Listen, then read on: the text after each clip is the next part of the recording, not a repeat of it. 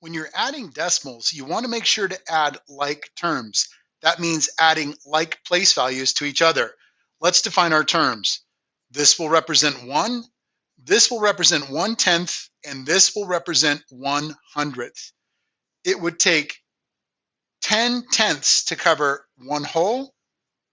It would take 100 of these hundredths to cover one whole. Let's model our decimal. First number, 2 flats, 4 longs, 4 small cubes. What would this decimal represent? If you said 2 and 44 hundredths, you would be correct. By cutting each of these tenths into 10 hundredths, 10 hundredths, 20 hundredths, 30 hundredths, and 40 hundredths, combined with our 4 hundredths here, we would have 44 hundredths. Our second decimal would be represented by 2 longs and 7 hundredths.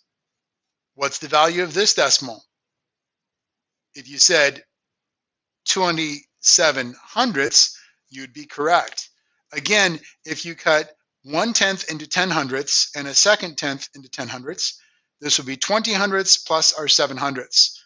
We can use an algorithm to show 2 and 44 hundredths plus 27 hundredths. Don't forget to line up your decimals so that you can line up your place values. You can see 2 tenths would add to the 4 tenths, and our 7 hundredths would add to our 4 hundredths. When you combine your like terms, you might notice that 7 hundredths and 4 hundredths is actually equivalent to 11 hundredths. 11 hundredths really means that 10 of those hundredths could be renamed or regrouped as 1/10. If you look closely and line up those small hundredths compared to a tenth, 10 of those hundredths is equivalent to 1/10.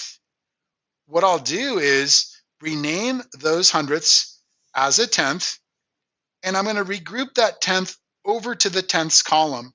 That leaves me with 1/100th. 4 hundredths and 7 hundredths is 11 hundredths. That regroups to be 1/100th and one group of a tenth. When I regroup that 1 to the tenths column, it's that tenth that I just regrouped. And let's combine now. I have my 2 tenths plus 4 tenths and 1/10. That's a total of 7 tenths. Again, don't forget your decimal to keep your place values sorted out. And we have 2 ones with no ones below. We have a total of 2 and 71 hundredths. We had to regroup our tenths. We had to regroup our hundredths to form an extra tenth.